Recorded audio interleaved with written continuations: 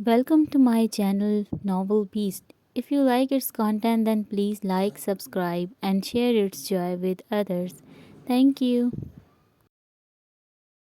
वानिया नीचे रज़ा को देखने जा रही थी कि बीच के पोर्शन में अरशद इसे मिल गया। वानिया, रज़ा को मुझे दे दो, मैं ज़रा बाहर जा रहा हूँ तो इसे लेकर जाऊँगा। जी अरशद भाई। इसने रज़ा को अरशद की गोद में दे दिया। वानिया की नज़र बड़े सोफे पर पड़ी जहाँ हसन आंखों पर हाथ रखे लेटा था या शायद सो रहा था। अरशद तो रज़ा को लेकर फ़ौरन ही नीचे चला गया था, मगर वो जाने क्यों वहाँ खड़ी रही। हसन में जाने कौन सी ऐसी कशिश, मकनातीसी ताकत थी जो बहुत चाहने के बावजूद इसके कदम उठ नहीं रहे थे। वह बगौर इसे देखने लगी थी और शायद इसके देखने का ही असर था कि हसन अपने चेहरे से बाजू हटा लिया और इसको देखने लगा। वानिया इन बलोरी आंखों से बुरी तरह घबरा के रह गई। वह इस कदर सुर हो रही थी कि एक लम्हे के लिए वो डर के रह गई। इसने आफरीदी की आखिरी दफ़ा बलोरी आंखें देखीं जिनमें गुस्से की वजह से सुर्ख दौड़े हलकोरे ले रही थी, और इन्हीं बलोरी आंखों ने दबाव बर्बाद कर दिया था। इसका गुरूर एतमाद सब मिट्टी में मिला दिया। वो वापस जाने के लिए मुड़ी। वानिया सुनिए, वो वापस पलटी तो नहीं थी, मगर रुक ज़रूर गई थी। इसके रुकने पर हसन उठकर बैठ गया। प्लीज़ मुझे एक कप गर्म चाय बना के दे दें। मेरे सर में शदीद दर्द हो रहा है और शायद बुखार भी हो रहा है। इसने इस कदर मस्कीनी सूरत बनाकर कहा था कि वो पलटे बिना रह न सकी और बगौर इसका चेहरा देखने लगी। इसे वानिया के देखने पर मासूमियत भरी शक्ल बना ली। वानिया ने नजमा के बेडरूम का दरवाज़ा देखा। नजमा आंटी घर में नहीं है, वरना मैं आपको ये ज़हमत हरगिज़ न देता। इसने वानिया की सोच भांप ली। वानिया को याद आ गया कि उसके बुहार सोचती हुई किचन में चली आई। चूल्हे पर चाय का पानी चढ़ाया। इसमें चाय की पत्ती, चीनी और दूध डालकर वहीं खड़ी हो गई। तेज़ आंच पर पकती चाय वो हसन को चाय देकर जल्द अज जल्द चली जाना चाहती थी। प्लीज़ एक पराठा भी बना दीजिए। पीछे से आती गंभीर आवाज़ पर बुरी तरह दहल कर रह गई। पीछे पलट कर देखा तो दरवाजे पर ही खड़ा था। एक्चुअली आज सुबह नाश्ता नहीं किया, अब भूख भी लग रही है। वो चेहरे पर मासूमियत भरी मुस्कुराहट लिए अंदर आ गया था। ओके, आप बाहर डाइनिंग टेबल पर बैठिए, मैं वहीं लेकर आती हूँ। वानिया हसन की मौजूदगी में घबरा रही थी। हालांकि इसने अपनी बलोरी आंखों को ब्लैक फ्रेम वाले ग्लासेस से छुपा लिया था, मगर शीशों के पीछे से झांकती वो सुर्ख बलोरी आंखें इसे शक में डाल देती थीं। आप बनाइए, मैं यहीं बैठ जाता हूँ। वो किचन में रखी टेबल चेयर की तरफ बढ़ा था और आराम से चेयर खिसका के बैठ गया। प्लीज़, इल्तिजा भरा अंदाज था। वो मरती क्या न करती कि मुसद्दक फ्रिज से आटा निकाल कर लाई और जल्दी जल्दी अपना काम करने लगी। जब तक एक पराठा चाय भी तैयार हो चुकी थी। इसने ट्रे में पराठा और चाय रखी और ट्रे उठा के टेबल पर रख दी। हसन मुस्कुरा कर ट्रे को देखा। वानी जी, आपने तो अपनी खुराक मुझे दे दी है। वानिया नासमझी के आलम में हसन को देखने लगी। मतलब ये आपने एक पराठा बनाया, वो भी इतना छोटा। प्लीज़ ज़रा एक और बना दीजिए, मगर ज़रा सेहतमंद सा। वो कहकर पराठे का निवाला तोड़ के खाने लगा। वानिया ठीक ठाक तप गई। वो पैर पटक के फिर से काउंटर की जानिब बढ़ी और जल्दी जल्दी एक और पराठा बनाया। मौसूफ ने अपनी नौकरानी समझ लिया है। वो मुँह ही मुँह में बड़बड़ाई थी। वानिया पराठा बनाकर जैसे ही पलटी थी, फिर से डबल माइंडेड हो गई। हसन चुपचाप लेफ्ट हैंड से पराठा खा रहा था। आफरीदी भी लेफ्ट हैंड था। प्लीज़ दे दीजिए। जी। वो चौंक कर रह गई और पराठा इसकी ट्रे में रखा और तेज़ी से किचन से निकली थी। हसन ने अजनबी से देखा और फिर कंधे झुकाकर खाने लगा। अस्सलाम वालेकुम। दूसरी चेयर पर अचानक ही हनैन आफरीदी आकर बैठ गया। वालेकुम अस्सलाम, तुम कब आए? बिल्कुल अभी, आप सुनाइए कैसे हैं? हनैन आफरीदी ने इसकी ग्लासेस के पीछे से झांकती बलौरी आंखों में झांका। मैं ठीक हूँ, लो खाओ। हसन ने ट्रे इसके आगे बढ़ाई। आप अपने हाथ से खिलाइए। हनैन आफरीदी की अजीब फरमाइश थी। इतने बड़े हो गए हो, अपने हाथ से नहीं खाते? जितना भी बड़ा हो जाऊँ, आपसे तो फिर भी छोटा ही रहूँगा ना। यार, तुम कितनी ज़ोमायनी बातें करते हो। आप अपने हाथ से खिलाएंगे तो खाऊंगा, वरना नहीं। हनैन आफरीदी ने चेयर की बैक से टेक लगा ली थी। बहुत शरीर हो। हसन ने मुस्कुराते हुए पराठे का एक लुकमा तोड़ा और चाय में डिप करके हनैन आफरीदी के मुंह में डाल दिया, जिसे वो खाता गया और हसन इसे खिलाता गया। चाय से भरा मग आधा हो गया था, जिसे हसन ने एक दो घूंट पीकर हनैन आफरीदी को दी, जिसे इसने फ़ौरन थाम ली। थैंक्स। हनैन आफरीदी ने कप वापस टेबल पर रख दिया। हसन मुस्कुरा दिया और प्यार से इसे देख कर रह गया। सलजूक आफरीदी ने खंगार भरा था। हीरा, जो रज़ा को लिए चाय पी रही थी और साथ टीवी भी देख रही थी, खंगारने पर पीछे गर्दन घुमा के देखा। او سلجوق بھائی آپ، السلام علیکم۔ وہ رضا کو صوفے پر بٹھا کے چائے کا کپ ٹیبل پر رکھ کے کھڑی ہو گئی۔ وعلیکم السلام۔ سلجوق آفریدی دھیرے سے مسکرا دیا۔ چائے پی جا رہی ہے، وہ بھی اکیلے اکیلے؟ جی مگر آپ بیٹھیے، میں آپ کے لیے دوسری بنا کر لاتی ہوں۔ اب تم جاؤ گی بناؤ گی، پھر مجھے دیر ہو جائے گی۔ ایسا ہے کہ تم جاؤ زرمل کو بلا کے لاؤ، جب تک میں تمہاری چائے سے لطف اندوز ہو جاتا ہوں۔ سلجوق آفریدی نے بغیر کسی حجت کے اس کے چائے کا کپ ٹیبل سے اٹھا لیا اور ایک سپ لیا۔ مگر سلجوق بھائی یہ میری جھوٹی چائے ہے، میں جلدی سے آپ کے لیے دوسری گرم چائے بنا کے لاتی ہوں۔ وہ رہنے دو، جو مزہ یہ جھوٹی چائے پینے میں ہے وہ تمہارے دوبارہ بنانے میں نہیں ہوگی۔ سلجوق آفریدی نے پرشوق نظروں سے اسے دیکھتے ہوئے ذومعنی بات کی۔ ہیرا کے ہاتھ پلے پڑا تھا، وہ ادھر ادھر گردن ہلا کر وہاں زرمل سے بیڈ روم میں آ گئی، جو ابھی کچھ دیر پہلے ہی آفس سے آیا تھا۔ سلجوق آفریدی دلکشی سے مسکرا دیا۔ ابھی کچھ دن پہلے ہی اس کی فیملی باقاعدہ اس کا رشتہ ہیرا کے لیے لے کر آئی تھی۔ وہ چونکہ اس فیملی کو اور ہیرا کو اچھے سے دیکھ رہا تھا، وہ اسے پسند بھی بہت تھی۔ نٹ کھٹ سی ہیرا اس کے دل میں بہت پہلے بسیرا کر چکی تھی، مگر یہ بات ابھی تک اس نے کسی کو نہیں بتائی تھی۔ یہی کہا گیا تھا کہ وہ اپنی پڑھائی سے فارغ ہو جائے، پھر بات آگے بڑھاتے ہیں۔ اس رشتے کے لیے زرمل کے پیرنٹس نے انکار نہیں کیا تھا۔ ہاں سلجوق کیسا ہے؟ زرمل کے آنے سے اس کی سوچوں کا تسلسل ٹوٹا۔ فائن، تو سنا۔ سلجوق آفریدی نے چائے ختم کر کے خالی کپ ٹیبل پر رکھا۔ زرمل نے صوفے پر کھیلتے رضا کو گود میں لیا اور پھر صوفے پر بیٹھ گیا سلجوق آفریدی کے سامنے۔ میں بھی ٹھیک ہوں۔ آفرین کا مسئلہ کہاں تک آگے بڑھا؟ میں اسی سلسلے میں آیا تھا، اب بہت ضروری ہو گیا ہے مقصوم بھابھی سے کچھ سوالات کے لیے۔ ادھر سے میری بات ہو گئی ہے، اسمن دورانی اور یاور دورانی کی انکوائری کا پورا بایوڈیٹا آ چکا ہے۔ وہ دونوں اسمگلنگ کے بے تاج بادشاہ ہیں۔ میرا خیال ہے باقی باتیں عارفین اور مقصوم بھابھی کے سامنے کر لیں۔ ہاں تم ٹھیک بول رہے ہو، تو پھر چلو اوپر چلتے ہیں۔ دونوں کھڑے ہو گئے۔ سامنے سیڑھیوں سے ارشد اترتا ہوا دکھائی دیا۔ ہلو، کیسے ہو تم سلجوق؟ ارشد نے دونوں سے مصافحہ کیا اور خوش دلی سے سلجوق آفریدی کو دیکھا۔ ہاں میں ٹھیک ہوں، تم سناؤ؟ اسی دوران زرمل کا فون بجنے لگا۔ Excuse me. زرمل نے ارشد کی طرف ایک نظر دیکھ کر فون ریسیو کر لیا۔ ہاں سمرن بولو۔ سمرن کے نام پر ارشد نے زرمل کو دیکھا۔ اچھا مگر کیوں؟ وہاں سے ایسا کچھ کہا گیا تھا کہ زرمل کے چہرے پر پریشانی اور فکر کے سائے منڈلانے لگے تھے۔ ارشد نے بغور زرمل کو دیکھا۔ اوکے تم فکر نہیں کرو، میں ابھی تھوڑی دیر میں کچھ کام نپٹا کے آتا ہوں۔ اوکے اللہ حافظ۔ زرمل نے موبائل بند کر دیا۔ کیا ہوا زرمل، سب خیریت تو ہے نا؟ پریشان لگ رہے ہو۔ ارشد کے دل میں مچلتا سوال آخر لبوں پر آ ہی گیا تھا۔ سمرن کا فون آیا تھا، ایسا کیا ہوا تھا جو وہ پریشان ہو گیا تھا؟ ہاں سمرن کی خالہ کرائے پر رہتی ہے، مالک مکان نے انہیں آج شام تک گھر سے نکلنے کا کہہ دیا ہے۔ او پھر؟ اسے سمرن کی فکر ستانے لگی تھی۔ میں کچھ کام نپٹا لوں پھر 1 گھنٹے میں جاتا ہوں۔ نہیں تم رہنے دو، میں جا رہا ہوں۔ زرمل کے دل کی خواہش یہی تھی کہ وہ سمرن کے پاس جائے، کیونکہ اس وقت سمرن کو سب سے زیادہ ارشد کی ہی ضرورت تھی۔ وہ یہی چاہتا تھا کہ ارشد سمرن کو جا کے منا لے۔ یہ تو بہت اچھی بات ہے، بیسٹ آف لک۔ بنا کر لانا، میرا جو گلشن والا فلیٹ ہے وہاں اس کے خالہ اور خالو کو شفٹ کر دینا، اس کی چابی جالے سے لیتے جانا۔ اوکے۔ ارشد کے چہرے پر سمرن کے ذکر سے روشنی سی بکھر گئی تھی۔ وہ مسرور سا سمرن کو لینے آگے بڑھا۔ ان کے درمیان سب ٹھیک چل رہا ہے؟ ان سب کے درمیان سلجوق آفریدی صرف خاموشی سے سن رہا تھا۔ زرمل نے سلجوق آفریدی سے کچھ نہیں چھپایا تھا، وہ اس کا کلوز بیسٹ فرینڈ تھا۔ انشاءاللہ اب سب ٹھیک ہو جائے گا، انشاءاللہ۔ سلجوق آفریدی دھیرے سے مسکرا دیا۔ دونوں چلتے ہوئے رابعہ کے پورشن میں آ گئے تھے۔ رابعہ ہاتھ میں ہینڈ بیگ لی کہیں جا رہی تھی، ان کے ساتھ مانیہ بھی تھی۔ السلام علیکم، لگتا ہے آپ کہیں جا رہی ہیں۔ دونوں نے ہی سلام کیا تھا۔ وعلیکم السلام۔ رابعہ نے شفقت سے دونوں کو دیکھا۔ ہاں آج رات کا ڈنر سب کا میرے ہاں ہے، تو کچھ سامان لینے ہی مارکیٹ جا رہی تھی۔ رابعہ پپھو آپ بھی نا اتنی محنت کرتی ہیں، سب کچھ ریڈی میڈ منگوا لیا کریں۔ زرمل کو تو حیرت ہوتی تھی، ان پر اتنا سارا کام، کھانا پکاتی تھی وہ بھی گھر پر، مگر بیٹا جانی جو کھانے کا مزہ گھر میں بنانے کا ہے وہ باہر کے ریڈی میڈ میں کہاں؟ اب آپ کی منطق کے آگے ہماری کہاں چلے گی؟ زرمل دھیرے سے مسکرا دیا۔ You are right my child. Rabia نے اس کی مسکراہٹ کا ساتھ دیا۔ تو پھر ایک خوشخبری اور سنیے، آج رات کے ڈنر پر سمرن بھی ہم سب کے ساتھ ہوگی۔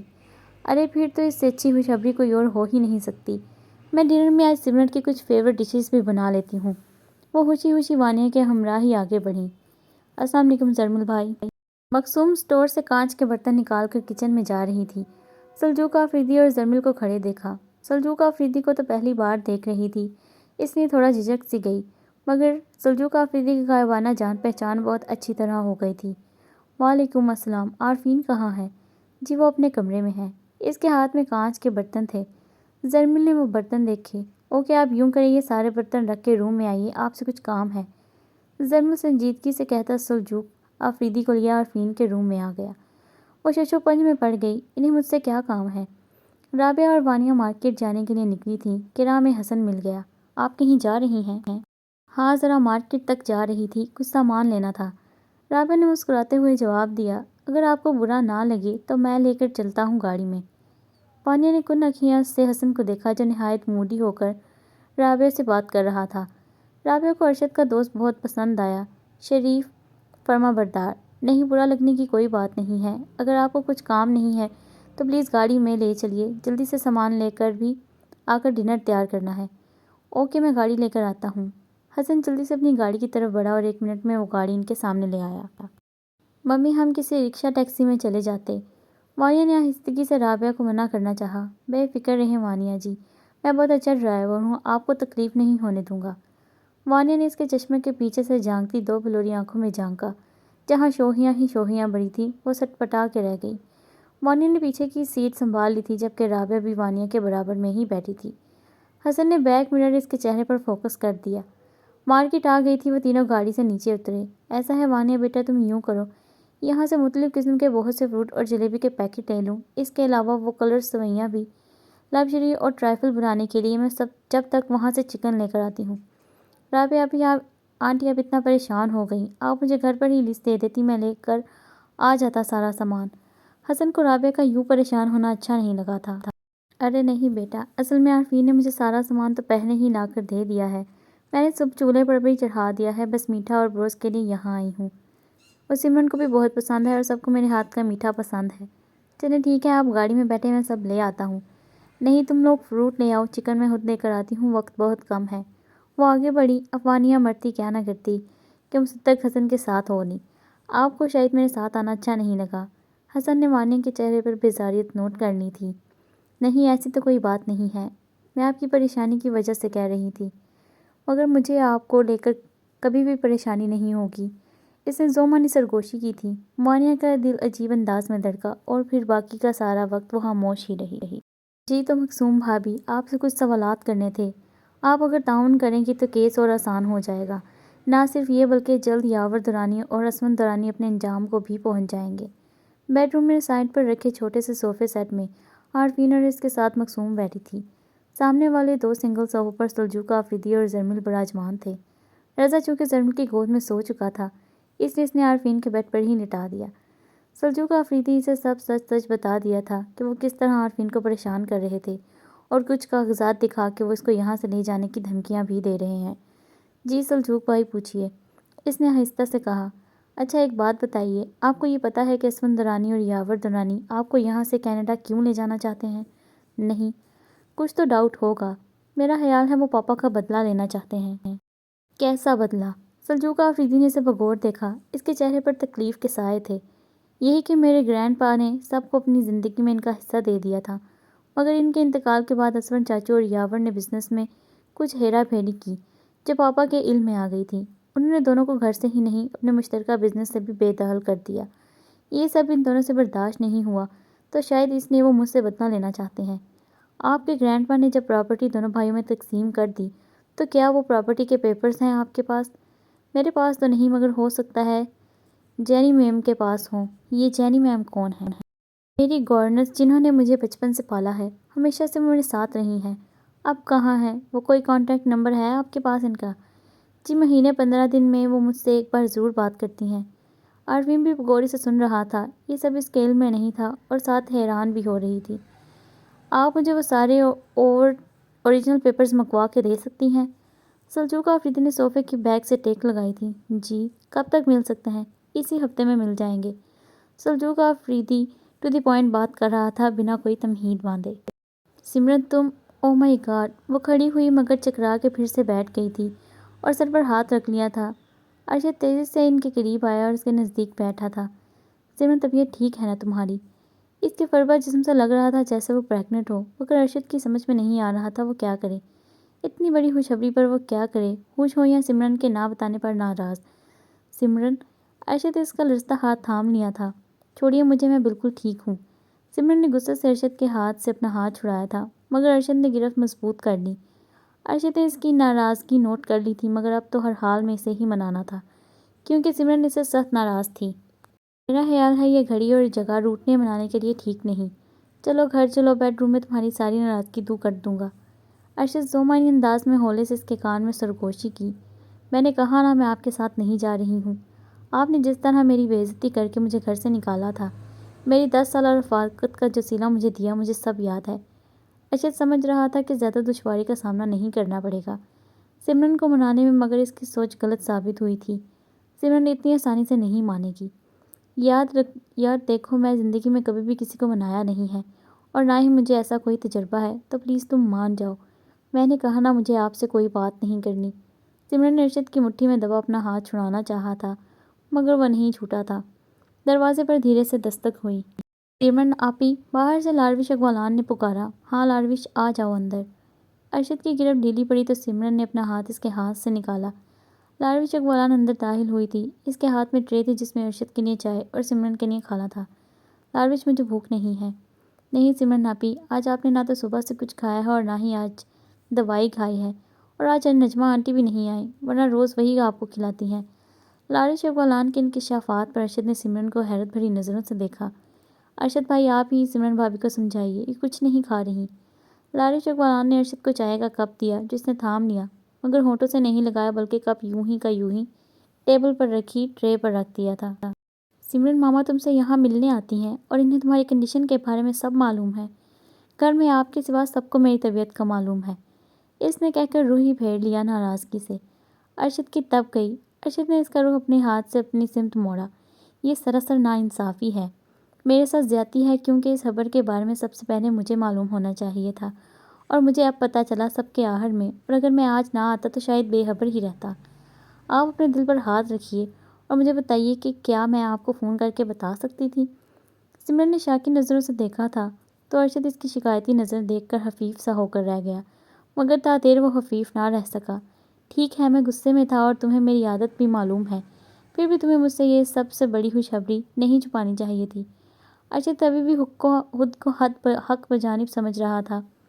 سمرن کے دماغ پر لگی تھی۔ ارشد، آپ ابھی بھی خود کو حق پر سمجھ رہے ہیں اور مجھے قصوروار ٹھہرا رہے ہیں۔ اس کی آنکھیں نم ہونے لگی تھیں۔ نہیں یار، میرا وہ مطلب نہیں ہے، مگر میں نے اس خوشخبری کے لیے 10 سال بے صبری سے انتظار کیا ہے۔ اچھا اگر آپ کو پتہ چل جاتا پھر کیا ہوتا؟ وہ تنگ کر بولی۔ اپنی جان کو پلکوں پر بٹھاتا، جھوٹے دلاسے مت دے۔ میں جان گئی ہوں آپ کے دل میں اور آپ کی نظروں میں میری کوئی حیثیت، کوئی وقت نہیں ہے۔ یار اب غلط فہمیوں کے سمندر سے باہر آ جاؤ۔ اگر یقین نہیں آ رہا تو پھر میں تمہیں بیڈ روم میں ثبوت بھی دے دوں گا۔ ارشد نے بے ساختہ اس کے رخسار پر اپنی ہتھیلی کی پشت پھیری تھی۔ سمرن حیا سے شرما کے رہ گئی۔ آج بہت سال بعد سمرن کو ارشد پہلے والا ارشد لگا، جو سالے کی شادی سے پہلے تھا۔ ارشد، آپ نے مجھے بہت دکھ دیے ہیں۔ یہ 7 ماہ میں نے بہت اذیت میں، بہت تکلیف سے اور تڑپ تڑپ کے گزارے ہیں۔ میں اس بار آپ سے سخت ناراض ہوں۔ آپ سے اس بار بالکل بات نہیں کروں گی۔ آنکھوں سے چند موتی ٹوٹ کر رخسار پر پھیل کر ارشد کی ہتھیلی پر گرتے چلے گئے جو اس کے ہاتھ پر تھے۔ ارشد کا دل خون ہو گیا۔ اس نے واقعی میں اپنی زندگی بہت کٹھن کر لی تھی، جس میں سب سے بڑا ہاتھ خود اس کا اپنا تھا، مگر اب اپنی زندگی کو منانا تھا اور جھکنے میں اسے کوئی شرم نہیں تھی۔ وہ اپنی جگہ سے اٹھ کر اس کے گھٹنوں میں بیٹھ گیا اور دونوں ہاتھ اپنے کانوں پر رکھ لیے تھے۔ I am so sorry. نہایت مسکین سی معصوم سی شکل بنائی۔ سمرن کی ہنسی نکل گئی۔ وہ ٹھہری ہوا کی بیٹی، جس کی مٹی میں صبر و محبت کی چاشنی، شوہر سے وفا کے رنگ شامل تھے، ویسے بھی اب وہ بھی تھکنے لگی تھی، ٹھنڈی میٹھی چھاؤں میں بیٹھنا چاہتی تھی، ارشد کی پناہوں میں اپنی تھکن اتارنا چاہتی تھی۔ سچی بہت برے لگ رہے ہیں۔ سمرن نے اس کے دونوں ہاتھ کانوں سے ہٹائے۔ تم پہلے کہو کہ تم نے مجھے معاف کر دیا۔ دیکھو ماما بھی مجھ سے سخت ناراض ہیں، بات تک نہیں کر رہی۔ ان کی ناڈی بہو کا دل جو دکھایا ہے، تم معاف کرو گی تو ماما بھی مجھے معاف کر دیں گی۔ میں سب جانتی ہوں۔ بٹ تمہیں سب معلوم ہے؟ جی ہاں، ماما سے میری روز بات ہوتی ہے اور وہ یہاں مجھ سے ملنے بھی آتی رہتی ہیں۔ ارشد نے سمرن کو گھورا تھا، مگر اس کی گھوری میں بھی پیار اور چاہت کوٹ کوٹ کے بھری تھی۔ تم ساس بہو کس قدر تیز ہونا۔ اور جناب آپ کا اپنے بارے میں کیا خیال ہے؟ نہایت نیک خیال ہے، اور ایک بات تو بتاؤ ذرا، تم نے صبح سے کچھ کھایا پیا نہیں، اس پر بھی تمہارا اندر اتنی انرجی ہے کہ تم مجھ سے مستقل لڑ رہی ہو۔ ارشد اس کے گھٹنوں کے پاس سے اٹھ کر دوبارہ اس کے برابر میں بیٹھ گیا اور نظر سامنے ٹیبل پر رکھی ٹرے پر پڑی جس میں کھانا رکھے رکھے ٹھنڈا ہو گیا تھا۔ جی ہاں، آپ سے لڑنے کے لیے میری انرجی مزید بڑھ گئی ہے، مگر آپ ایک بات سن لیں کہ میں آپ سے بالکل بات نہیں کروں گی۔ اچھا، تو کیا آپ 1 گھنٹے سے میرے بھوت سے باتیں کر رہی تھیں، بلکہ لڑ رہی تھیں؟ آپ ویسے کسی بھوت سے کم نہیں ہیں۔ وہ چڑھاتے انداز میں مسکرا کے بولی۔ وہ تو تم گھر چلو، رات کو بتاؤں گا یہ بھوت کیا کیا کر سکتا ہے، ارشد نے شوخ لب و لہجے میں کہتے ہوئے ہولے سے اس کے کان میں سرگوشی کی۔ سمرن اس کی پیار بھری زومائی سرگوشی سے کان کی لوں تک سرخ پڑ گئی۔ اس نے پلکوں کی باڑ نیچے گرا لی۔ ارشد نے نہایت چاہ سے یہ لوٹ لینے والا منظر دیکھا۔ ارشد کے ساتھ سمرن گھر کے اندر داخل ہوئی تو سب نے ارشد کو ستائشی نظروں سے دیکھا اور بہت خوشی بھی ہوئی۔ اس کے فیصلے پر سب سے پہلے آسیہ نے سمرن کو گلے سے لگایا۔ بہت خوشی ہوئی، ارشد تم نے زیادہ دیر نہیں کی، ورنہ سمرن کو ہمیشہ دکھ رہتا۔ ان کا اشارہ سمرن کی پریگننسی کی طرف تھا جسے وہ سمجھ گیا تھا۔ ٹھیک کہہ رہی ہیں تائیں ممی آپ، مگر بعض اوقات ہم سے انجانے میں بہت بڑی بڑی غلطیاں ہو جاتی ہیں، لیکن میں اپنی اس غلطی کا ازالہ کر دوں گا۔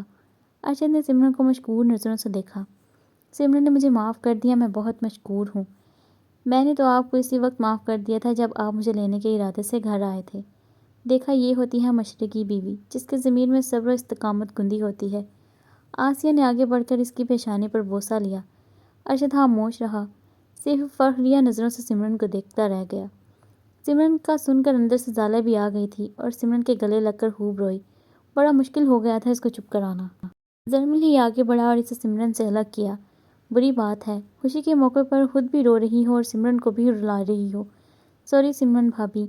زالے نے شرمندگی سے اپنی بھیگی آنکھیں صاف کی۔ پگلی۔ سمرن کی آنکھوں میں نمی سی تیرنے لگی۔ یہ سچ تھا کہ وہ زالے کو بہت چاہتی تھی۔ رضا نظر نہیں آ رہا۔ سمرن نے بے تاب نظروں سے ادھر ادھر دیکھا۔ آج رابعہ پھپھو نے سب کو ڈنر پر انوائٹ کیا ہے، وہ وہیں پر ہے، زالے نے کہا۔ نجمہ نے سنا کہ سمرن آئی ہے، وہ تیزی سے اپنے بیڈ روم میں سے نکلی۔ خوش آمدید میری چائلڈ۔ السلام علیکم ماما۔ وہ ہوش ہو کر ان کے گلے سے لگی۔ جیتی رہو، خوش رہو۔ انہوں نے اس کے ماتھے پر بوسہ لیا۔ ماما آئی ایم سوری۔ ارشد نے نجمہ کے کندھے پر اپنا بازو پھیلایا۔ میری بہو میرے گھر، اپنے گھر میری نظروں سے سامنے ہے۔ میرے دل سے سارے شکوے گلے ساری ناراضگیاں دور ہو گئی ہیں۔ انہوں نے مسکرا کے ارشد کو پھر سمرن کو دیکھا۔ بس یہی کہنا تھا ان کا اور ارشد کا دل خوشی سے جھوم اٹھا۔ سیر و خون بڑھ گیا تھا۔ تھینکس ماما۔ اس نے نجمہ کے سر پر پیار کیا۔ خوش رہیے میرے سب بچے، میرے لیے یہی بہت ہے۔ اب تو کوئی فکر نہیں ہے نجمہ؟ آسیہ نے سوال کیا۔ نہیں آسیہ بھابھی، اب میں بہت خوش ہوں۔ نجمہ اور آسیہ اسے اوپر اس کے بیڈ روم میں لے آئی تھیں تاکہ وہ کچھ دیر آرام کر لے، پھر سب اکٹھے رابعہ کے پورشن میں جمع ہو گئے۔ رات سب رابعہ کے پورشن میں جمع ہو گئے۔ ڈائننگ ٹیبل پر بے شمار ڈشز رابعہ، مقصوم، زالے اور وانیہ نے مل کر بنائی تھیں۔ ان کی ہیلپ کرنے آسیہ بھی اوپر گئی تھیں۔ ہر شخص کی کوئی نہ کوئی پسندیدہ ڈش رکھی گئی۔ سب شوق سے کھا رہے تھے سوائے لاروش کے۔ وہ تو ویسے اوپر آ بھی نہیں رہی تھی، مگر سمرن زبردستی سے لے آئی۔ وہ سب لوگوں میں بیٹھ کے جھجک رہی تھی، مگر وہ سب اتنے اچھے تھے کہ لگ ہی نہیں رہا تھا جیسے وہ اسے مہمان سمجھ رہے ہیں یا کوئی نیا چہرہ۔ سب بہت اپنائیت اور پیار سے بات کر رہے تھے۔ لاروش کھانا کھاؤ، یہ بہت مزے کا بنا ہے۔ سالے نے اچار گوشت کی ڈش اس کے آگے رکھ دی جسے لاروش اقبالان نے چھوا تک نہیں تھا۔ بیٹا مت شرماؤ، سب کو اپنا ہی سمجھو۔ نجمہ نے نہ صرف کہا بلکہ خود اس کی ڈش میں پلیٹ میں اچار گوشت کا سالن نکال دیا۔ جی میں نے کھا لیا بس۔ نجمہ نے بہت سارا ہی نکال دیا تھا، وہ گھبرا کے رہ گئی۔ ماما اس کی چڑیا جیسی خوراک ہے، مجھے بھی کہہ کہہ کر اسے کھلانا پڑتا ہے۔ سمرن نے مسکرا کے لاروش کو دیکھا۔ خیر یہ تو ان کی اپنی باتیں تھیں۔ دوسری سائڈ پر ارشد نے حسن کو دیکھا۔ حسن آفس میں جو ڈیلیگیشن آیا ہے اسے ڈنر پر کب بلا رہے ہو؟ ارشد کیا یہ اچھا نہیں ہوگا ہم کھانا کھانے کے بعد ڈسکس کریں؟ حسن جو بریانی کا ایک چمچ منہ کی طرف لے جا رہا تھا یک دم رک کر سنجیدگی سے ارشد کو دیکھنے لگا۔ اوہ سوری یار، میں تو بھول ہی گیا تھا کہ تجھے کھانا کھاتے وقت بات کرنا سخت ناپسند ہے۔ ارشد کو تھوڑی سبکی بھی ہوئی۔ It's okay. ارشد تھوڑے سے مسکرا رہا تھا مگر وہاں بیٹھی وانیہ ضرور چونک کر اسے دیکھنے لگی، جو اب سب سے یکسر لا تعلق ہو کر کھانا کھا رہا تھا۔ اس کی ہر عادت آفریدی سے کس قدر ملتی جلتی ہے، ویسے ہی لیفٹ ہینڈ سے کھانا کھانا۔ ویری گڈ بیٹا، بہت اچھی عادت ہے آپ کی یہ۔ ہمیں بھی سیکھنا چاہیے کہ کھانا چپ چاپ ہو کر کھانا چاہیے، ورنہ ہمارے گھر تو یہ رول ہے کہ ایسا لگتا ہے دنیا کی ساری باتیں کھانے کی ٹیبل پر ہی کریں گے۔ فہیم احمد نے حسن کو سراہنے کے ساتھ ساتھ زرمل اور عارفین پر بھی گہرا طنز کیا، جو اس وقت جانے کون کون سے قصے لے کر اس پر بحث و مباحثہ کر رہے تھے۔ اس کے علاوہ انہوں نے نجمہ، آسیہ اور رابعہ کو بھی تیز نظروں سے دیکھا تھا، جو اپنی ہی باتوں میں لگی ہوئی تھیں۔ پھر تینوں شرمندگی سے اپنی اپنی پلیٹوں پر جھک گئیں۔ انہیں ہمیشہ سے ہی سب لوگوں سے شکایت رہی کہ کھانا کھاتے وقت ساری گفتگو کو ایک طرف رکھ دو، اور بالآخر یہی ہوا۔ ثانیہ کا نہ ختم ہونے والا کھانسی کا پھندا جو لگا تھا، جو سالے کی کسی بات پر ہنسی تھی، سب نے اپنے اپنے ہاتھ روک لیے تھے۔ حسن نے جلدی سے اپنے آگے رکھا پانی کا گلاس، جس میں سے اس نے آدھا پانی پی بھی لیا تھا، وہ اس کے آگے بڑھایا تھا۔ ثانیہ گلاس تھام لیا اور ایک دو گھونٹ پانی پی کر واپس رکھ دیا۔ دیکھ لیا نتیجہ، مگر کوئی سنے تب نہ۔ فہیم احمد کی سنجیدہ مگر گمبھیر آواز ٹیبل پر بیٹھے ہر شخص کو شرمندہ کر گئی۔ ثانیہ کی کھانسی تو رک گئی تھی، مگر آنکھوں سے بہتا پانی نہیں رکا۔ اس نے کھانا چھوڑ دیا، اپنے دوپٹے سے اپنی آنکھوں کا پانی صاف کرنے لگی۔ ثانیہ بیٹی، آر یو آل رائٹ؟ رات میں کس کی خاموشی اور کھانا چھوڑنے کی فکر لگ گئی تھی، بلکہ وہ تو اور پریشان یوں ہو گئی تھی کہ اس کی آنکھوں سے پانی بہنے لگا تھا۔ جی ماما، میں بالکل ٹھیک ہوں۔ پھر رو کیوں رہی ہو؟ سالے نے آہستگی سے پوچھا تھا۔ وہ لوگ تو ویسے بھی ڈھیٹ ہو گئی تھیں فہیم احمد کی ڈانٹ کھا کھا کر، مگر اپنی ڈٹائی زالے اور ہنا نے نہیں چھوڑی تھی، جس میں اب وانیہ اور مقصوم کو بھی شامل کر لیا تھا۔ ارے نہیں، وہ اصل میں میری آنکھوں سے کھانستے وقت یا ہنستے وقت پانی آتا ہے۔ میں خود بھی اپنی اس چیز سے پریشان ہوں۔ بہت علاج کروایا، مگر کوئی بھی فائدہ نہیں ہوا۔ وہ بھیگی آنکھوں سمیت مسکرا دی۔ حسن نے بغور اس کو دیکھا تھا۔ اس کا دل اب کھانا کھانے کا نہیں چاہ رہا تھا۔ وہ پانی پی کر باقی کا بچا ہوا کھانا چھوڑ کر ایکسکیوز میں کہتا ہوا کھڑا ہو گیا۔ سب کا کھانا ختم ہو چکا تھا۔ اب سب کی فرمائش تھی اچھی سی چائے کی۔ رابعہ آنٹی، اگر آپ کہیں تو میں بناؤں چائے؟ لارف شکوانات نے اپنی خدمات پیش کی۔ کیوں نہیں، بالکل بناؤ۔ رابعہ نے مسکرا کے اس کا گال تھپ تھپایا۔ سمرن کے ذریعے لارف شکوانات کے بارے میں سب کو پتہ چل گیا تھا۔ سب نے اسے اس گھر میں دل سے ویلکم کہا تھا۔